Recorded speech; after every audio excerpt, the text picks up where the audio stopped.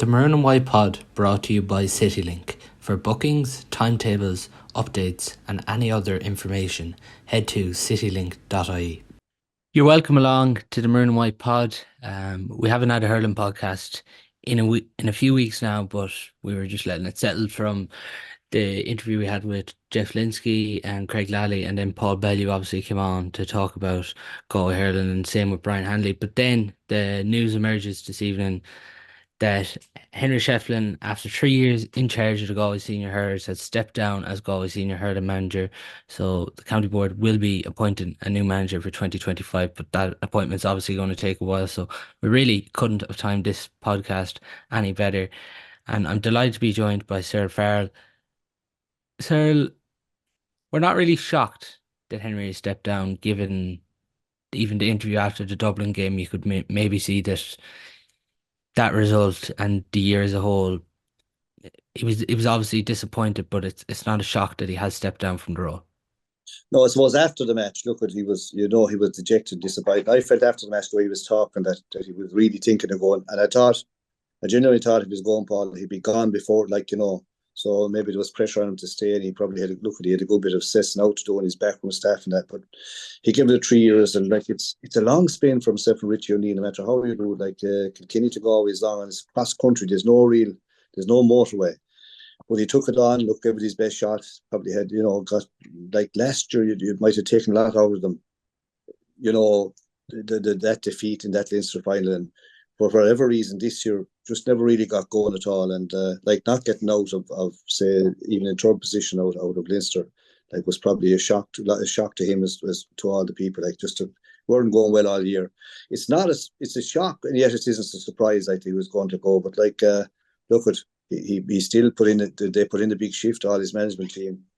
Came very near, said that Leinster final, it'd be lovely to win a Leinster title and go straight to a semi-final, but it wasn't to be. And now, Paul, is probably going to be you have to build a new team or the new, you have to reshape it, or you definitely have to revitalise it. Whoever comes in, I think whoever comes in have to get at least a 3-year term to try to build the team again and to be competing at the top. There's still plenty of hurlers in Galway. It's a matter of going out and blending together and maybe asking them have the time to commit, because the time is consuming. There's no doubt about that. And get on the road again. If we're just looking at the term before we maybe talk about potential candidates who could be in charge, but obviously it's all going to be speculation, because obviously certain managers will have to be nominated by the clubs and then brought forward at county board meetings, and they'll have to do interviews, and it'll be an ongoing process. So it's not going to be decided anytime soon. But it was 3 years Henry was obviously in charge for. You have to give Henry credit for bringing in someone like Eamon O'Shea this year. Eamon O'Shea has been described as a genius for the Tipperary players, and he did try different stuff, and they overall, even this year, from hearing from the players and stuff, they did put a lot into this year, but it just didn't work out. Yeah, well, I suppose he felt after the 2 years that he needs some kind of a change, and then he went for Eamon O'Shea, kind of a proven track record. But whatever way it was working, Paul, it didn't seem to be showing on the field. It wasn't showing on the field. It just weren't clicking. The team weren't clicking. Now, that's not down to anyone's fault. But yet, if you're management, you're going to get, that's part of management. You try to get them to click. They didn't click. Eamon O'Shea came in and, we're all kind of looking for the extra kind of goals, the extra spin up from it. Never came. Now maybe the players are tired or something, but that's all gone now. Now it's kind of a new sheet. Whoever's going to come now is going to have to start from scratch. And, as you say, there'll probably be a process put in that they'll have to interview lads or see who's interested, and maybe it's who has the profile. It's not an easy job, in the sense that the Galway profile hurling is high, more than the football, so they'll be able to win last weekend. But you're expected to deliver, and I would think whoever comes in will have to get 3 years out of it to reshape a team again. It isn't just as simple as putting them all together. Look, Henry had great wins, and we were very, very near. Maybe that defeat last year took a lot out of us, more than people think. The one where Kilkenny got the 8 goal. Do you think that psychologically affected this group? Well, I'm not saying it did, but it could be. It's definitely didn't help them, because it came very, very late, and you had Kilkenny people. Even we were doing the broadcast about for the radio, were telling us that we knew the goal had come. When you have to listen to that kind of stuff, they knew the goal had come. You say, in the name of God Almighty, hurling, how did you know the goal had come? But they had that belief that it did come. Now, I didn't come for them in the All-Ireland, like against Limerick.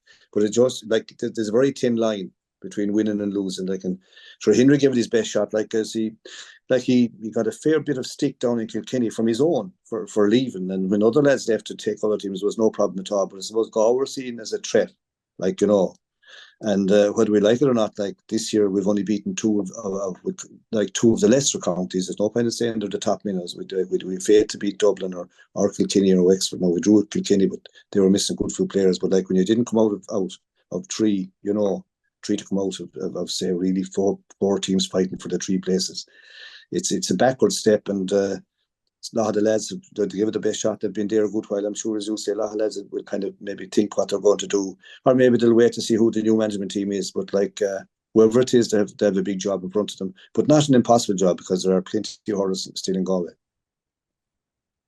You know yourself, even from being in charge of Galway, and you're still very involved, obviously, in Galway hurling circles. But in order for Galway hurling to be successful, you need to get momentum behind it. And do you Yeah. think we didn't win a league, we didn't win a Leinster championship, obviously in All Ireland with the way Limerick are at the minute? Every county is the same with that, but not winning a league and a Leinster and just the lack of silverware there, that obviously did have an effect on this team.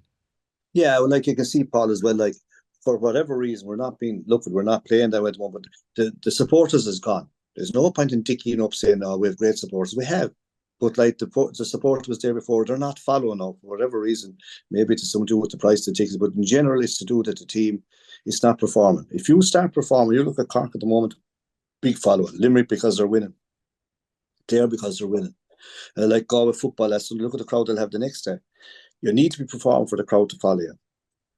And our support seems to have dipped a lot in the last year or two, especially this year just gone. We need to get back on track again. I think the support is still there once you give them to something to support. So like we have to connect again with the public and make the public feel part of the team, or the team feel part of the public. You need a kind of a two-way flow.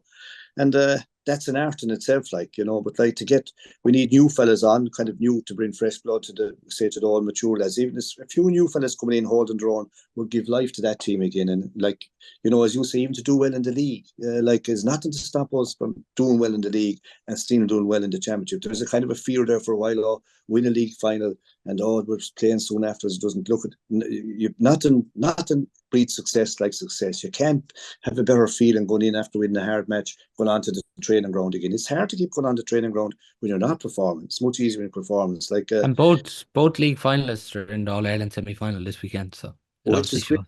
Which is great, Paul, because you have a lot of people writing and saying, "Oh, if you get into a league final or win it or lose it, you're gone for the year." It's great that they're not gone, so it just shows you what can happen. And it's a matter of getting back on the horse again and kind of get working and get fellas in that want to be there and that are good enough to be there. And yeah, it's going to take time. It won't come overnight. But like, there's plenty of matches coming up.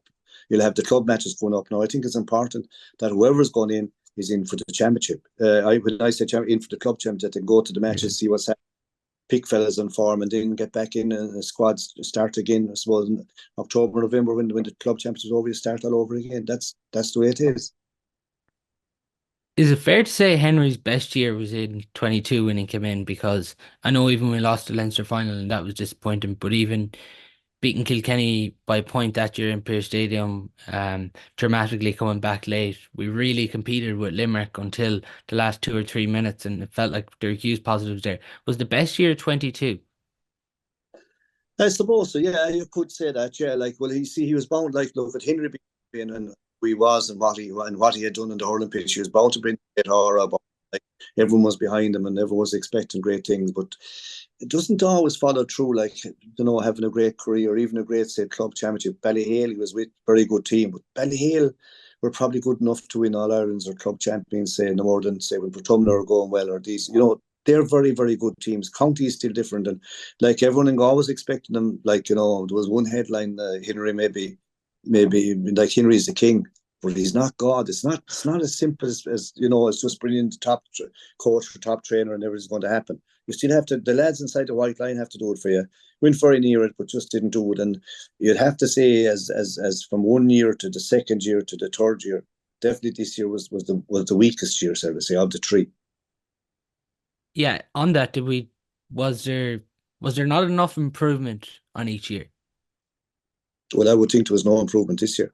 For a Yeah. start, the results, like you have to look at the history shows that there wasn't. Like that then that can happen. It's just one of these things. The team didn't perform, but like the coach or the manager depends on his team to perform. But the team is picked by the manager, so it's a two-way flow. You can't play for them inside the pitch, but yet they have to be prepared to die for you, and play well. And it wasn't just happening. So it's back to the drawing board really. And I'd say that's the way Henry looked as well. He probably felt that it was going to take more than 1 year to get this team back really on the road again. If you were to describe his 3-year term overall, how would you describe it? I should look at about great excitement early on, big crowds, even at say Welsh Cup games, league games, and you know, it was fantastic to see him with the team, and you'd be expecting great things, but like as regards success, it just didn't happen. So you're judging that, so that's unfortunately that's the history books will show that it didn't work. And with that, like I know some people have talked that like we obviously haven't brought through enough young players. Like within his 3-year term, if you look at it overall, like we kind of did go back to a lot of the faces, but they obviously were the players performing. But there are still positives there, like Darren Morrissey and Jack Grealish have really broke onto the team. Keenan Fahey, Ronan Glennon, even Kevin Cooney. I know he didn't play this year, but those were all players that kind of broke onto this Galway team through Henry's term. Yeah, and they're there now, and they're going to have to become leaders now. And you just want more lads breaking on. I've been talking from lads now about Paul from the age of 20 to 25, not the under 20s yet. Do you know what I mean? The little bit more, kind of say, more mature and physically more mature as well. Like there's plenty of them in it, but you'll have to blend them in. And you still have to have the more, we call them the more mature lads again as well in a kind of a blend. You just can't you can't put out a brand new team, but it's going to take. It's going to take time, but that's what you're going to have to do. As you say, they should be the new leaders now because they are there for that last 2 or 3 years. But it takes a while to get into a setup and kind of make it your own. But them new fellas it has to be their team from now on rather than the older lads' team, if you know what I Yeah, mean. you're really looking for them to drive it on, and then even more the young fellas to come in with them. Yeah, that's what you want, But that it should, see, Paul, if you get them enthusiastic and you give a new fella, say a jersey, say number 5, and you say to him, listen, you're getting the Welsh Cup matches up to you to hold number 5, you'll find that most of the young fellas will jump at that chance because they're wearing the jersey and they're getting on and they know that they're there for a while.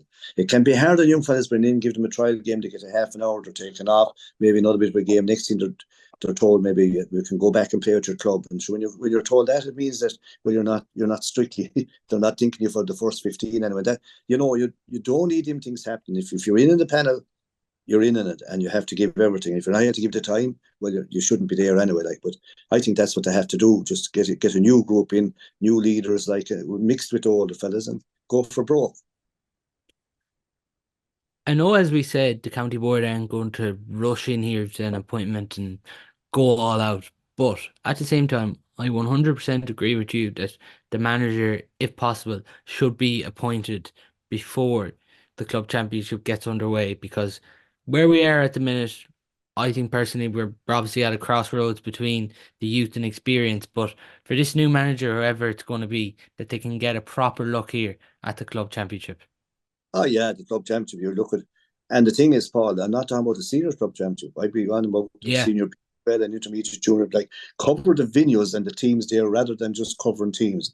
And the structure in Galway is good. Like you have your 16 teams, A and B. They'll all be starting and they'll be good. They'll be sometime in August. Could be a bit earlier now because the footballers are expecting to be in the final, and if they are, they start around the 4th of August, which means it isn't that far away. You'll see all these fellas playing. And whoever the management team are, or, the selectors, all that, they can go around there the weekends, probably Friday evening, Saturday, Sunday, they can see a ton of players. It's a matter of getting the best fellas in, the best 26, 30 guys in, and you work on them. And usually, Paul, in training, when the training's going well, you get working hard, the team in its own way will nearly pick itself, down to 1 or 2. That will happen if you have, the big thing is have the best fellas in and then work on them, whoever they are. Would you agree that the current group is at a crossroads?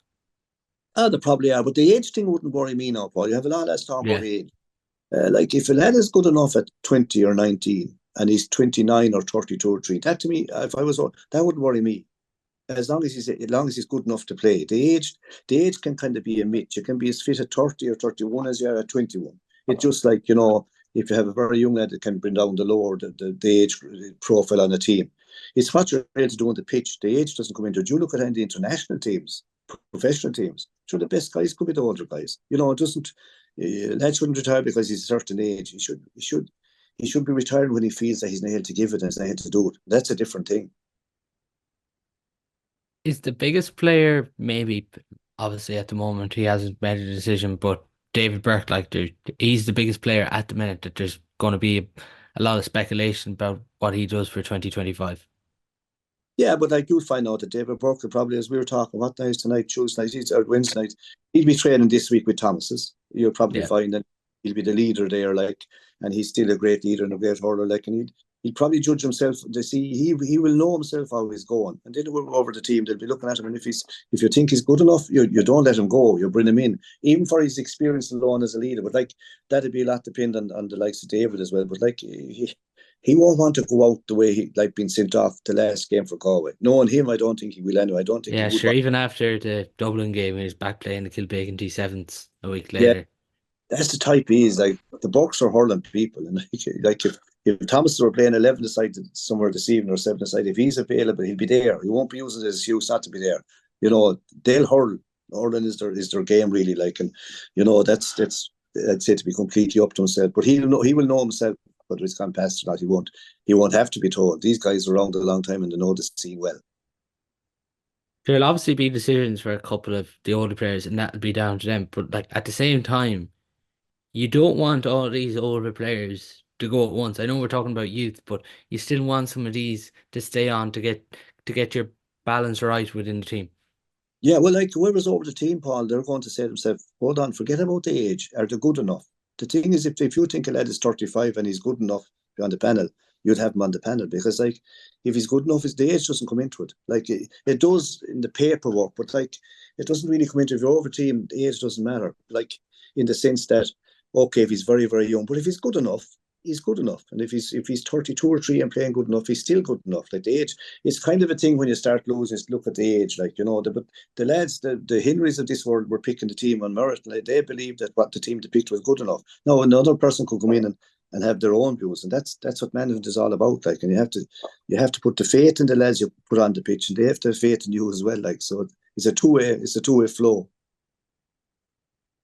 The playing style really feels like the most important thing for this manager to come in, because it's safe to say this year you could see it down in Wexford that night where we probably did go too much throughout this year. We went for too much hit and hope into the square.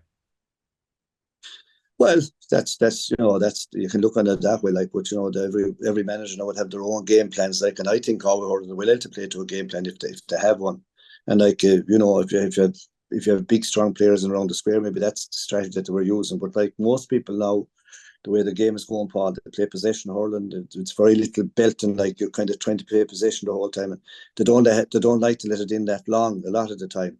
As you say, but a good forwards usually love fast ball in. So you can't have it everywhere. If you go placed it and possession, by the time it comes, you're going to be marked. Fast ball, you have to fight for, but it can be a breaking ball as well. But it depends on the type you have in there. And we'd have good hurlers inside. We'd have dangerous forwards the whole time. It's just to get them perform at their top and get the injuries cleared up. Whoever's injured, as well, it can be tough. You're missing top players injured, and it always seems to happen to good lad. If you go back to the footballers last weekend. I think it was the first, I'd say, weekend or first Saturday. Guys had his top 15, maybe say his top 18 or 19. He had them all there. It's a terrible difference. When you're starting from strength, then the subs you've been on, it's easier to play when the top 15 out and you come on, you can make a contribution. Whereas if it's the other way around, it's very hard.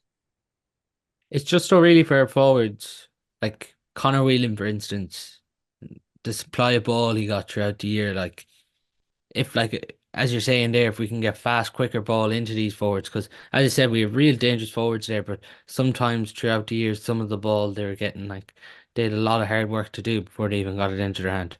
Yeah, well, the only thing is with Conor Whelan, it's going to be hard on it because he's going to be, he'd be more or less Paul every game he plays, he's going to be double marked because when he had such a good season, he's kind of seen as the real danger man of Galway inside the full forward line. So he's going to be picked up probably with a man in front of him as well, probably throwing him. That's why it's so hard. But that's why you have to devise a plan, whether you kind of bring it in, the ball into him, or he'll let it in fast. Or, like, it's okay, say, let it in low and all that sort of stuff. But if you're under pressure, a lot of the time you're doing well to get it in. But, you're picked in a good point. Connor, top hurler, but like, again, will be doubly marked. But if he's doubly marked, Paul, there's someone not marked. So, like, it's a matter of team to look up and kind of play the ball, and that all comes from the training field, like, and a bit of confidence in yourself and in the lads around you. Does the next Galway manager need to come from within the county, sir? That's been said. Like, we haven't really ever won much with outside managers, but after saying that, like, if the best fella is outside, you know what I mean. It's they're not that easy to come by. Like, if you look around now, I don't know who's ready to manage a team, like, or you could have a lad from the outside coming in as a coach, maybe the manager in Galway or something, like, but there isn't anyone really ready sticking up their hand. We haven't anyone, say, winning a couple of, say, 2 or 3 under 20 titles. We seem to be very hard to get them there. Now, Kenneth Burke had a very good year this year, but he's still only in his first year minor, produced a great team, like, and you could even see the minor match the last day, like, a great game. Tip won a great game with, say, 13 men, but Tip and Kilkenny, Clare and Galway, Paul, the 4 of them, there wasn't a puck. They were all beating one another. Like, the standard was good, and the Galway minor team kept improving. You'd have to say that the last match they played was probably the best match that a Galway team played this year. They used their head. Absolutely. They were down to 14. Now, Tip did the very same the last day with the 13. They had every ball properly. It was a great win for them. But, like, there's no one kind of sticking up their hand fully.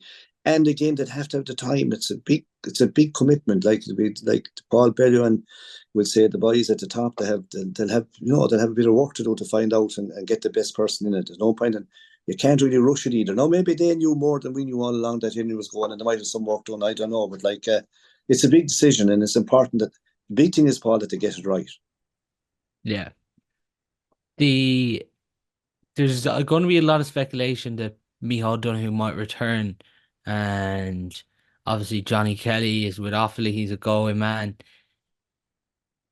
But those two being linked, you're expecting them to leave their counties to come to Galway then? Yeah. And, like, they've already accepted their appointments, if you know what I mean. Yeah, I know where you're coming from. Yeah. Look, at both that have experience. When you have Jeffrey Linsky, you have Fergal Healy that was with the under 20, still with the under 20s. You have Brian Hanley. There's a lot of guys, like, there's a lot of lads around, but it's a big one. They want to sit down, and it's a big one, and then you're hoping when you do that you're doing the right one. You know what I mean?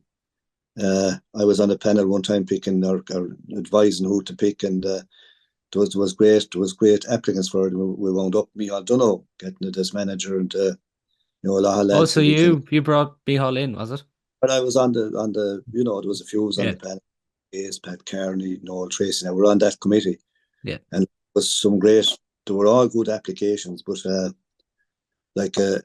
you'd feel afterwards like you'd be like, did you do the right thing? But sure, we were happy because he won a Leinster and he won an All-Ireland League. Like, we were proven right, but you wouldn't know on the night whether you were right or wrong. You know what I mean? You're going on what's in front of you, and all that presentations and that, and presentations are lovely, but you have to have to know how to do it on the pitch.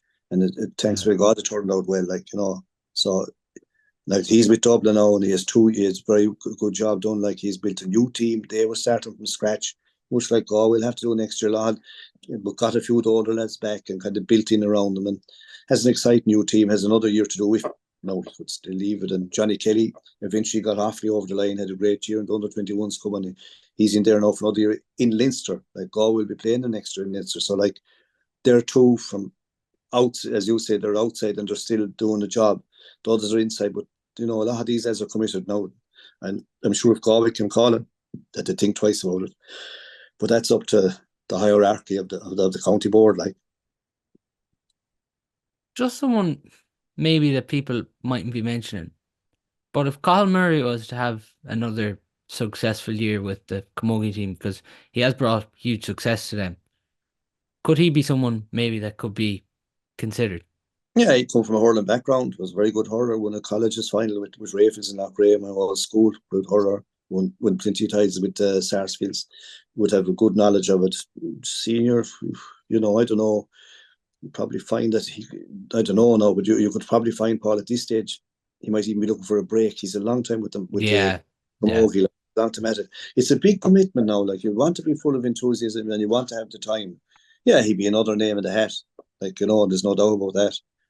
But they'll be all good fellas. Like, the only way you're going to know then is how they get on. And, they're going to have, whoever gets it, Paul, is going to have to be given time. Yeah, and whoever goes in there, the board and the supporters now, they have to back them or back them, like back the manager team. You just can't be shooting them after 1 year if things don't go right, because you mightn't win a game next year. I still expect to be winning. If I was involved, you'd be expected to win, but like, you'd have to give them time, whoever goes in there, to do their own thing and to get their own stamp on it, really. Matty Kenny too, name we haven't mentioned, is he's going to be in the conversation anyways, and I'm sure if he goes for it. He'd have experience as well. Like, he'd have a lot of experience with the county as well. Before with was it Anthony Cunningham and Tom Helbert? They were there before. Tom Helbert's name had come into as well. Another man, Anthony Cunningham. He got a tough deal in Galway. Yeah. Different. Like, his team, more or less, a lot of his team played with Micheál Donoghue, and won the All-Ireland. Micheál Donoghue's team played with Shane O'Neill. A lot of Shane O'Neill's team played with Henry. So, like, you're going to have to break somewhere along the line to try to revitalise them. But they're all good candidates. You'd have to assess them out and, see if they're available, first of all. If they're interested, you can't just kind of, plonk a lad in that's not wouldn't have the time, that's not fully interested. It's not a thing you can be kind of wavering about. You kind of have to want it, really, like, to give it a good go. There was a lot of conspiracy theories on Twitter that Davy Fitzgerald, after stepping down from Waterford, could be someone that comes into the conversation. But given that the last two managers were outside, is he a candidate to you that could be considered? Oh, I'd say so, yeah. Like, his record speaks for itself. But look, I don't know, would he be interested?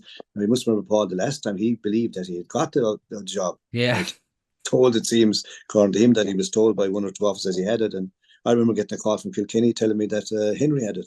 He would believe that Fitzy had it, but he didn't have it. So, like, he went off that time, was it to Wexford, was it that time, whatever. But, like, oh yeah, sure, look, he's only up the road. I'm sure, I don't know, but I'm sure he would be interested. Knowing him, sure, like, he'd say he'd be out, but it's in him, Paul. He's going to wind up somewhere, if you know what I mean. If it isn't Galway, it'll be someone else. That's the way he is. Like, the Waterford and Wexford, tough journeys, no more than Henry's. They're a long way cross country, no real road, but no, he'd be interesting. But again, as you say, there mightn't be a feeling for an outside manager again. But the only thing about Fitzy is he'd know the scene in Galway now, Paul, a lot better than the other managers coming. He'd actually know all the club hurlers in Galway, because he'd be close to it, be kind of down here at matches and stuff. It wouldn't be new to him. But, like, maybe they won't, like, they mightn't even consider an outsider again. Could be looking for insiders, but time will tell. You think he will be considered, do you? I don't know, really. Yeah. His record would be good, but I don't know. Like, they know what he's like. They interviewed him the last time, so, like, they know what they know what his capabilities. He definitely would bring excitement, I can tell you that. Well, I think there probably would be a bit of a split there between some supporters. If he was to come in, I think there already is a split beginning. Yeah, but the supporters, Paul, they're gone. Yeah. They have no. Let's call it face to face. I never saw a smaller crowd at an under-20 match between Dublin and Galway in Tullamore. It was a Portish Tullamore. Matter of fact, Dublin outnumbered us. Couldn't believe. It was unusual, like. Yeah, we're both kind of mentioning that, like, with Fergal Healy and Kenneth Burke, they're both only a year in to the minors and 20. So I presume when they're there with squads, they want to build them, and the county board want them to build in their roles, because they probably do see them as potential managers. But maybe it might maybe they might be managers down the line, but maybe not for 2025. And then with that, obviously, someone we didn't mention either, like Brian Hanley and Jeff Linsky, both went for those jobs as well. Yeah, they've come into directing as well. You're right. Like, yeah, like Fergal is, he's under 20, and, like, he'd be hoping to win one day. They'd have a strong team next year. Kenneth went very near this year, but there's still a little bit of, like, the boys are ahead, like in the sense they have more experience now. Hanley and Jeffrey, they would have been up the line. You know what I mean? But you know, they'd be all thought of. Let's say Matty Kenny will come into the mix. The Micheál Dunno question go into the mix. You know, Johnny Kelly, they'll all come into the mix. Like they're going to, whoever sits down is going to have to, you know, and if then they'll have to be contacted to see are they interested. That's, you know, or maybe that committee might just pick someone out of the blue and go for them and have it just maybe no, you don't know what way they're going to do it really. You know, I thought when Henry didn't resign before this, that he was going to stay on and to be down the road another year or two. But now after today, at least it's final in the sense that he's gone and they have to get someone new. It'd probably be hard to see any of Henry's current management team put their name forward for this, just given they've been there the last 3 years and it's probably taken a lot out of them. Yeah, but wouldn't do, you know, you don't know. Some of them could be very, like, you know. But yeah, like they're there 3 years. Like, you know, they probably feel like I know the players play in a lot, but so does the management because they're there morning, noon, and night as well. Like, you know, every kind of a cat fight they're at it. Like, so that's part of the gig as well. And it makes it harder then when you're not kind of around the top. It's a tough gig, like, you know, and they'd be kind of running through the mind, what would they do different? That's always when did they pick the right players? Is there any other players there like this sort of stuff, like, you know? So there's a lot of, you know, John Hardiman would be a very good coach, good manager. Mm-hmm. Like, you know, these guys, there's a lot of lads around the peripheral you started thinking, but like, didn't you get them to commit or, you know? So a lot of these guys, Paul, they might prefer to be asked rather than going to interviews. Like, you can do a great interview and you can have charts and, you know, you can have overhead projectors and all this sort of stuff, but you nearly have to look at what they've done, whether it be club or county or whatever it is underage, just to see how they did perform, say, more or less on the pitch rather than on a projector. Yeah, there is a lot of good coaches around the county too. When you look at all around, even some of the top senior clubs, especially, like there's a lot of coaches there that maybe if they're not going for some of these roles, that they might even be considered as coaches to be drafted in by the new managers. Yeah, well, that's the thing. You see, the manager, whoever he be, would have you know, he could pick some 2 or 3 coaches, which you're going to need. Like that's what most of them do anyway. Like now, like they'd have 2 or 3 behind them. There are lads that they trust and lads that would know the scene kind of coach, and that's the way it's gone now. The head coach would make out, say, the plan for the week or for the month, but they'd all be following. They'll all be doing different things, but be following the overall plan that they would have agreed on beforehand.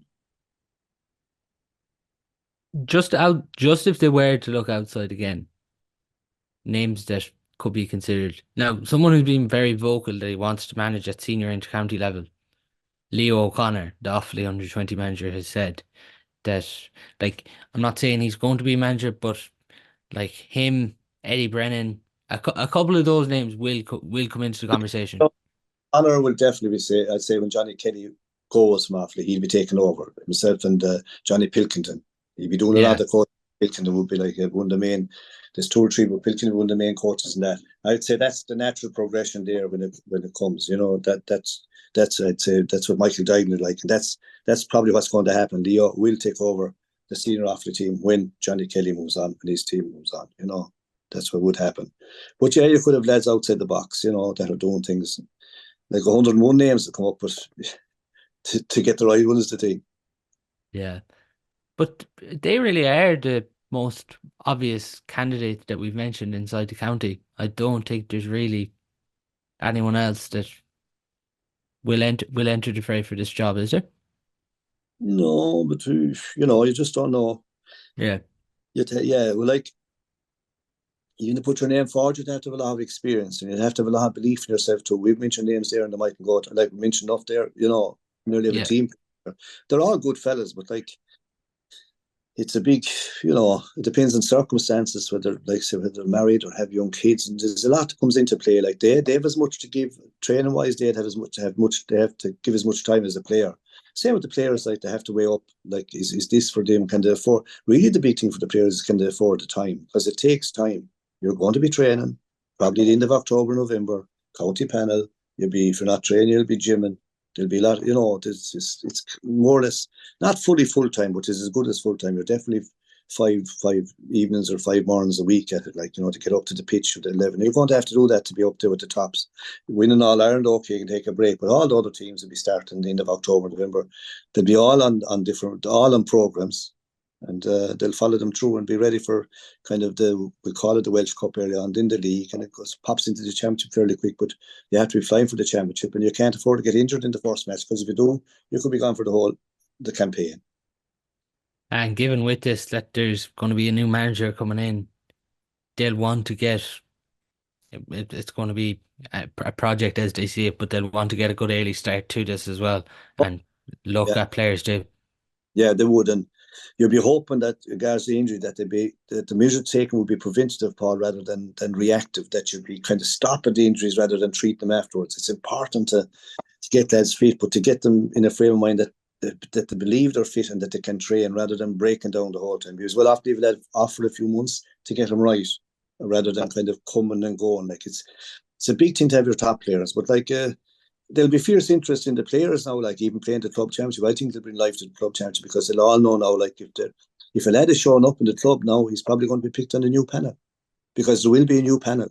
Yeah, you probably would be hoping maybe that the senior, like the senior S&C, Johnny O'Connor obviously came in this year and it was his first year, but it seems if maybe they go to a new S&C, you'd be hoping somewhat that they might keep the S&C the same, just for the players that have been involved in here.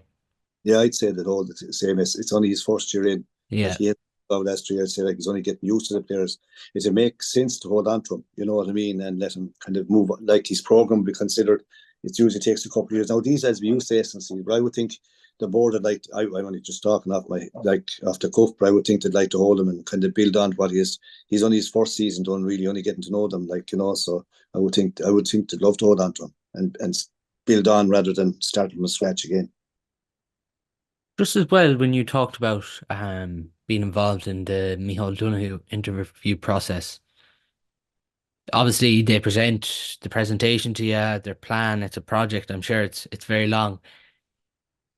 Did you get to ask questions that night then, or how does it work? Yeah, well, everyone did. Like, Yeah. you could ask any question you like. It was a long drawn out process. Like, it wasn't a short one. It was tough on the applicants, like, because it was fairly, it was fairly rigorous, and a lot of hard questions asked, like, from different people in different aspects of it. Like, And they're just there by themselves. There's none of their management team there with them, aren't they? oh, no, they're just there on their own. That's what it was that time, anyway. Yeah, yeah. And how long would like one interview take? Would it go on for quite a while, I presume? I'd go on for about an hour, and as well. Yeah, yeah. It You is like know, there's a difficult job with that, isn't there? Because you're kind of nearly judging someone on the spot. you are, but you know the background, and you Yeah, have done. What I mean, they're not new to you. Like, you would have history, or that have, you'd know what they've committed before. But that's what I'm saying. You could have a great portfolio. It's you could be still picking the wrong fella. I mean, not as simple. Like, it isn't. To me, no, I wouldn't be picking fully an interview. I'd be picking on what I'd know of the person in front of me. it was interesting because when I asked Jeff Linsky and Craig Lally on the podcast a few weeks ago, should the players have uh, an opinion or should they get somewhat of a take here for a new manager coming in? They both said no. Would you agree that the players should have, the senior players now I'm talking about, to have a say on this? Well, senior players did have a say in Galway a few years ago. Yeah. They got rid of See, a man. So let's call it spade a spade. So, and the manager that came in won the All Ireland. Like, it's a tough, like, it's fine having, like, sure, you could listen to their opinion, but like, like, a player could get on well with a manager or may not get on with a manager, and you're going to listen to the players that are being picked, to the lads that's been dropped. You see, they'll all have a different view. If you're being dropped off the team or dropped off the panel, and you ask a fella, he's not going to be in love with you for drop. Like, that's the way it is. Like, you can only play 15, so, like, you'd listen to their concerns, but you couldn't be led or led by them. You'd have to be strong enough on an interview panel to judge. That's what you're there for. You're giving your honest opinion, and, like, you only have your own opinion. Like, it isn't, you haven't a full say who's going to get her, and like everyone has their say. But like, I wouldn't.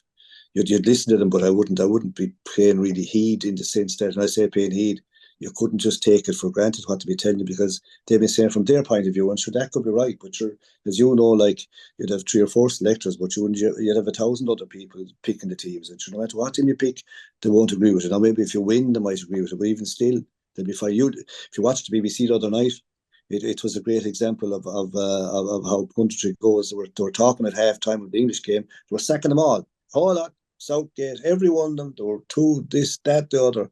And when they get the goal, when they win the match, the whole lot changes. It's the same. You're doing a report in the match, and you're coming up near the end and say Kilkenny are winning the whole way through, and you're kind of slanting towards, say, TJ Reid playing well the whole lot. Next thing, Clare get a goal too, and they win. Your notes, your whole, your essay, it changes. The tone changes, so everything changes. But I think if that was the best, I'd love to have taped it. It was the best example of punditry, like the way we were all following, like what's kind of happened. We were preempting, they're going to be beaten, they're no good, so therefore they'll all go. And now they're all heroes again. Like, they mightn't win anything, but like, they could still win they could still win it. But like, it just shows you sport can be so fickle. The club's obviously taking the focus now. At the minute, we had the league finals in 1, 2, and 3 gone by at the weekend. Is there any players that you felt maybe haven't been involved in the last year or two that you'd look again at? Yeah, there's a few lads who were let go. No, I'm not looking. I know whether they're good enough or not, but there's no hand lad there in Turlough was let go. Good player. Yeah. There's another lad there in Turlough, Loftus, Daniel Loftus. Yeah, Daniel was involved this year, but if Sean Loftus actually, who would have been minor. They were all involved, but they weren't picked. Yeah. I'm not saying, like, there lads now that I'd be thinking of this as their young Conair in Sarsfields, like, plenty play.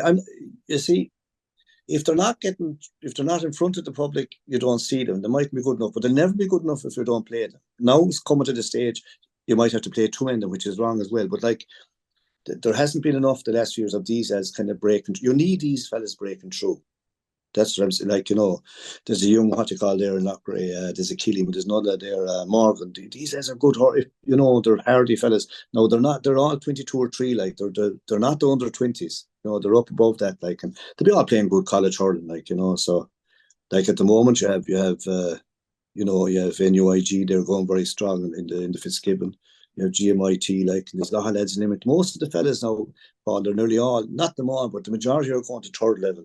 And they're playing good stuff in third level. And all the new hurlers coming through are playing in third level. No, not them all, but 9 out of 10 or 8 out of 10 are all playing in third level. They're playing either with one another or against one another, so it's a great place. It's a great grounding for them as well, because if you're from Galway, next thing you have a Kilkenny lad line now, which are a Cork lad, and you begin to realise there's no difference between anyone underneath the jersey, Even Jack Fitzpatrick too. He's not really someone that's ever really. And it was there.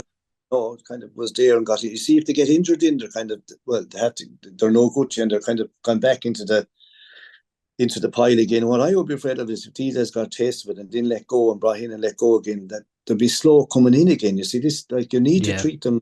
You have to treat them kind of tenderly, especially young lad coming in, because it's a big thing for parents as well. But then you'd have, if it doesn't go right to the club, some even clubs saying, don't bother going in there. They're only using you. You see, you need to make them feel part of your panel.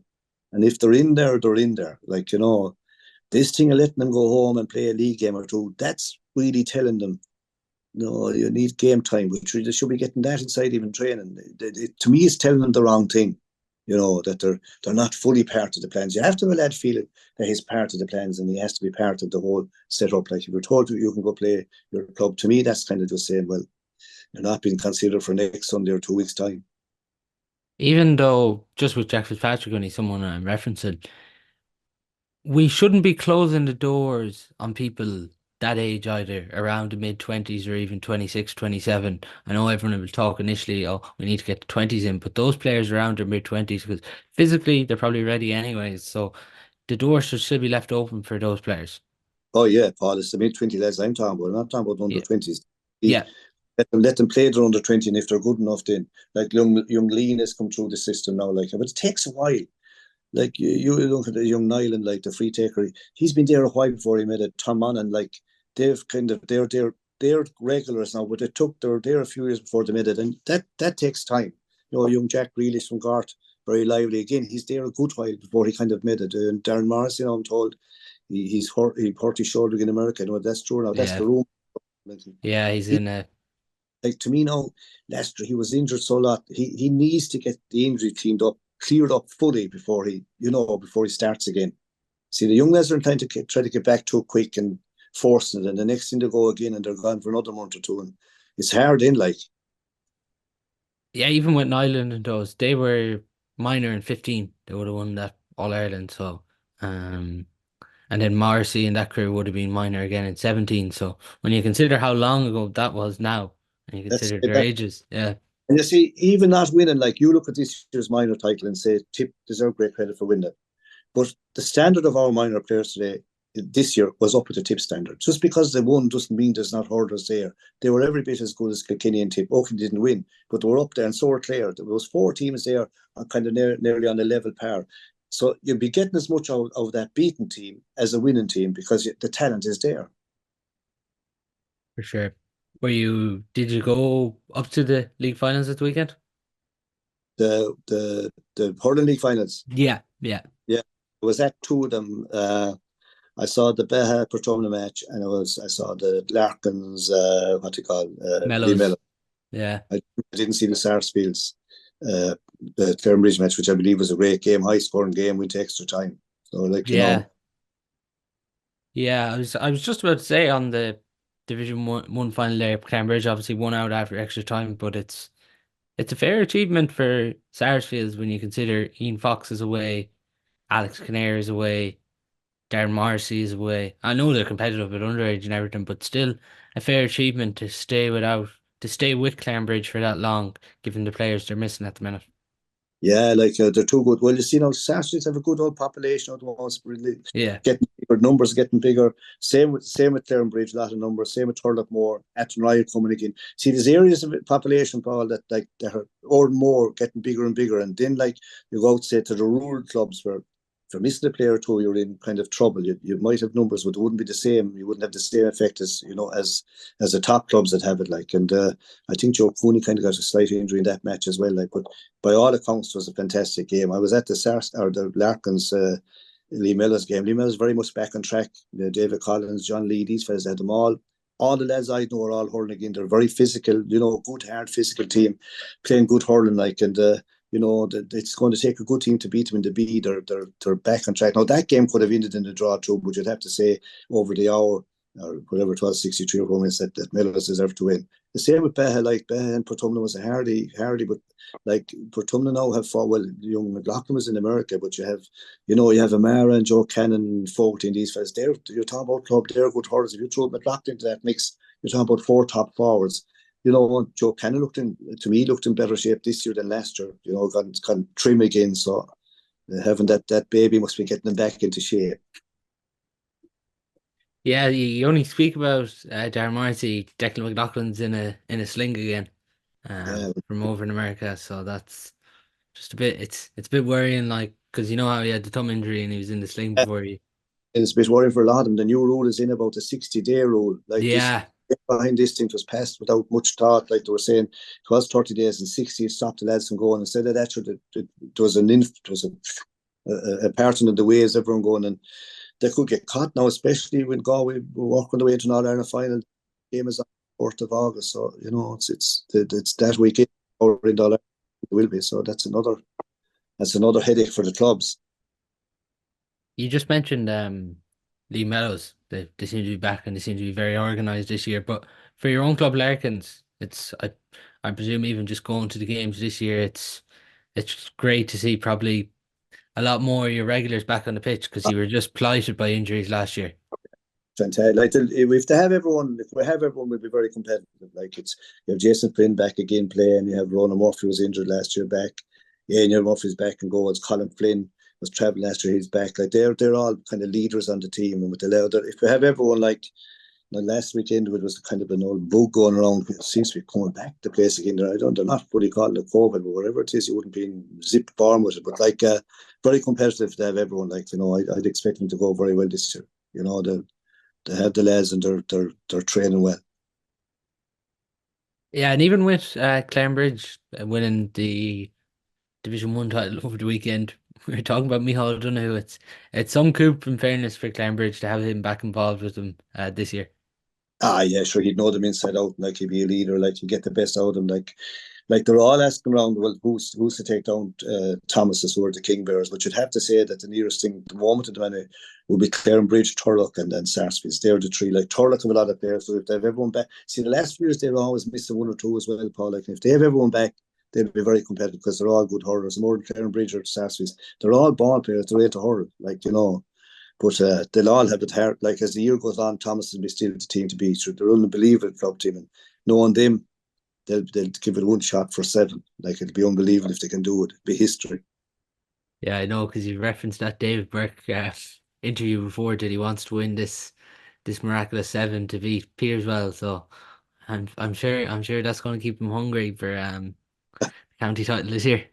Yeah, look, they'll keep hurling until they're not able. That's the way it'll be. Like, and they have the experience and they have the know-how to win. Like they're able to win all these tight matches. Like you know.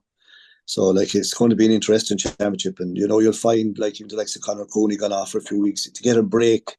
Like, Yeah. they could come back fresher than ever. Like, you know, still a brilliant club hurler.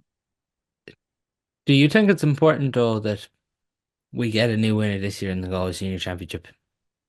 Ah, look at you. Hey, you can't begrudge Thomas. You have to admire them. You know, I Yeah. remember Thomas these years ago before your time, 1974, that they were playing junior. And happened to be kind of half helping them out. And we beat Castlegar in the final. That's what they were at that time. They had no pitch.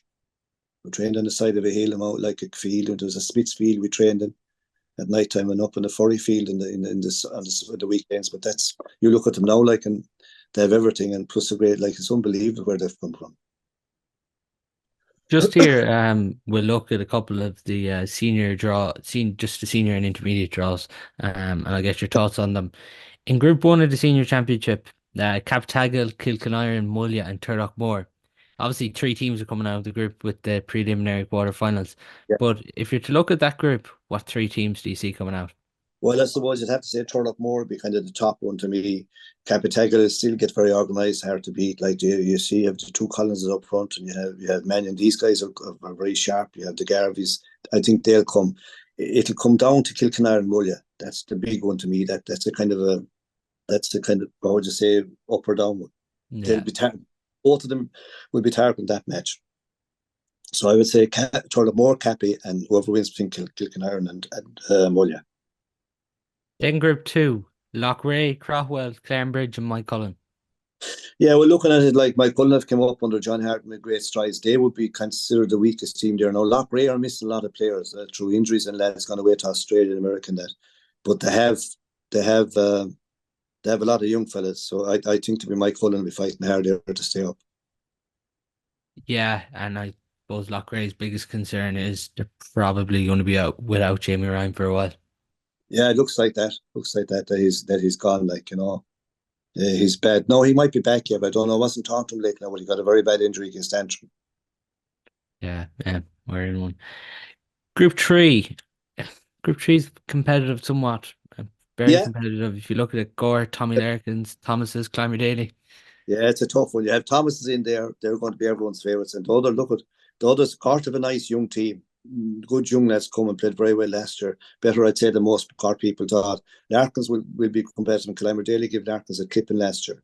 So to me, like it's a 3-way fight there. They're all very balanced. Yeah. You'd want to win your first match there, Paul, to kind of give you a boost going on to the second one, because Thomas is, you as well off playing them early as late, but they're still going to be, they'll be top of that bunch. And the other 3, it's a toss up between the 3 of them. As I say, Clymer Daly got one over in Larkins last year, so I think Larkins will be hoping to get one over in them this year. And Group 4 with that too is fairly competitive too. Ormore, Mary, Yeah, Castlegar, Sarsfields, Ardran. it's Nothing easy there. probably the evenest group in it. It's probably the hardest group in it. Like, they're all like, they're Ormore are coming strong.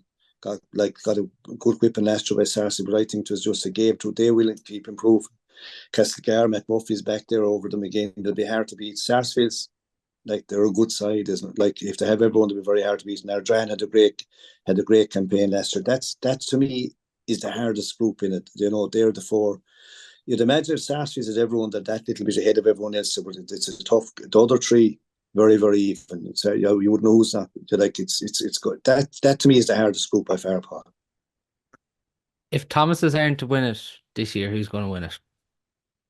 It's hard to know. I still think Clarenbridge, you know, Turlock, they're the two with the best chance. I think with like Loughrea will find it. Like they have good young lads coming again, or young minors, but they're missing a good few. Like if Jamie is gone and McManus is gone, I think it was a crucial. Like they're the big players up front, and Shaughnessy's gone to Australia. They were all on last year, like centre forward, full forward. Like you know, now they'll replace them, but they're young and they're good hurlers. Young Vince Morgan and Bobby Feeney, these fellas, they're good players, but they're small and they're light yet. Like so, like to me to be Turlock and Clarenbridge.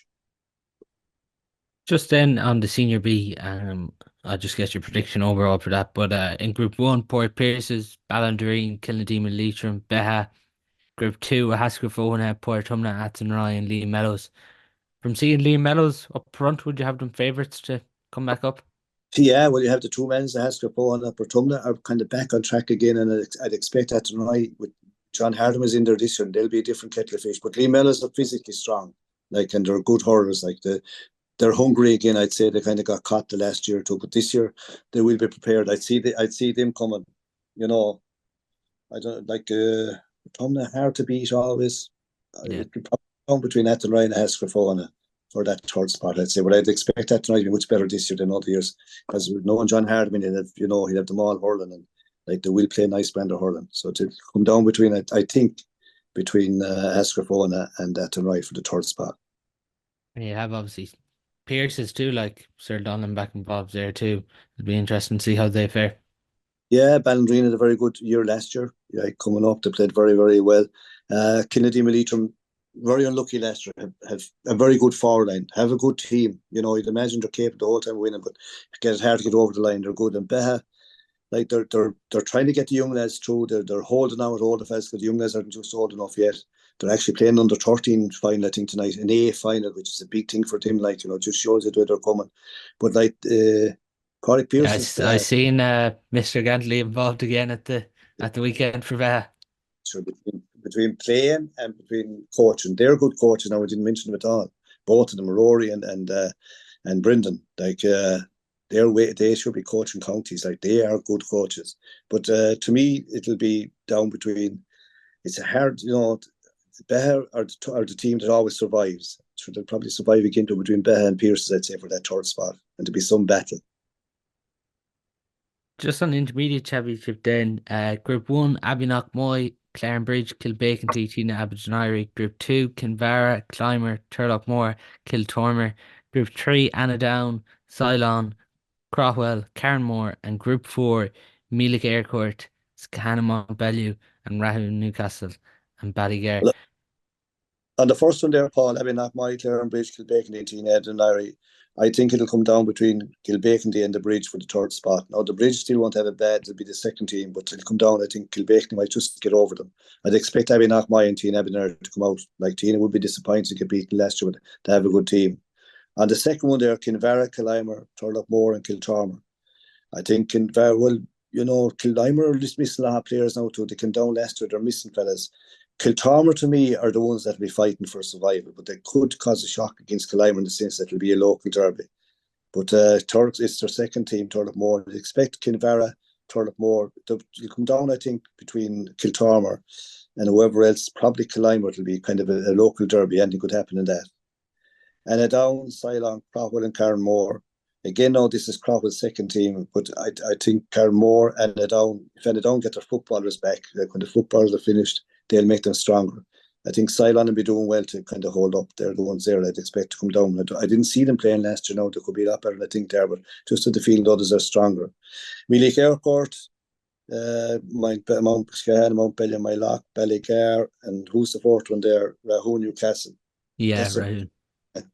I don't know who. It's hard to know who's. It's going to be interesting when Scahanam on Bellew because they've had Yeah, like they look, had Burke there involved and Oisin Lohan with the 20s, yeah, Sean McDonough, like they're good hurlers. yeah, good hurlers. Maybe Ballygar could be the weakest there.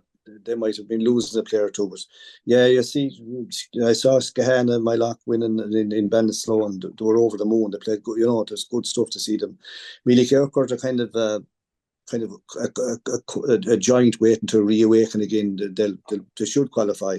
And around Newcastle will always be kind of there or thereabouts as well. So it'll come down, I think, between Ballygar and Skehanna and Ballymoylock for that last position.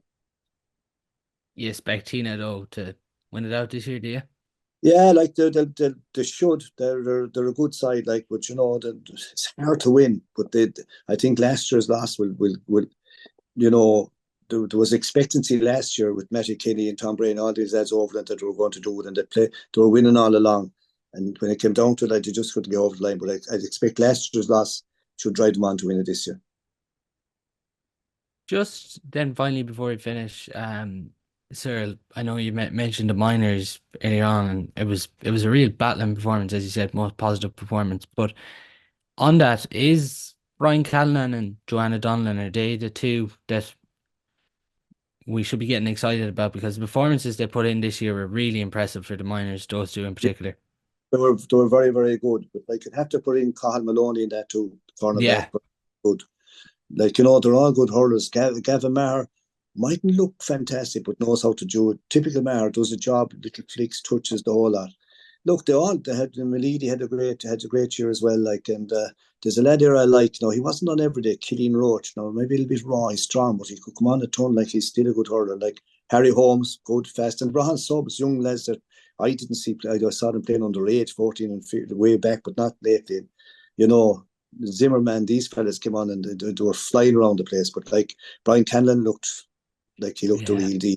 You know, but like, hopefully now it's someone to take him under his wing and get him kind of really tuned up, not to put on any extra weight. Like, this guy is worth minding, and so is Maloney, Don, and these guys. They're good hurlers. Like, I know they didn't win, but the standards up there is as high as Tips or anyone else's. absolutely. So some of them players do look physically ready, like to even go on. Like I suppose the first step for some of those lads is to go on to the 20s first before we. Yeah, Yeah, and the goalies, I forget him now, Sean Kelly. They played very yeah. well. Oh, terrific. Actually puck out, like, and will, like, knowing him, he'll keep at it, and then, like, he's in the right good club really, where he'll improve the whole time. That's what you want, like, just that to keep it set. I would love if they had a system and go, or if they keep track of them and kind of keep advising them and kind of watching what they're dieting and maybe doing the right gym programs, not doing the wrong things, just to keep development, not to forget about them, like, because these guys will be doing leaving, certainly they'll be going to college, and that's when the real fun can start. So below, if someone was kind of keeping in touch with them the whole time. Absolutely. Well, that's all we do have time for on today's show. Thanks a million to Sarah for coming on.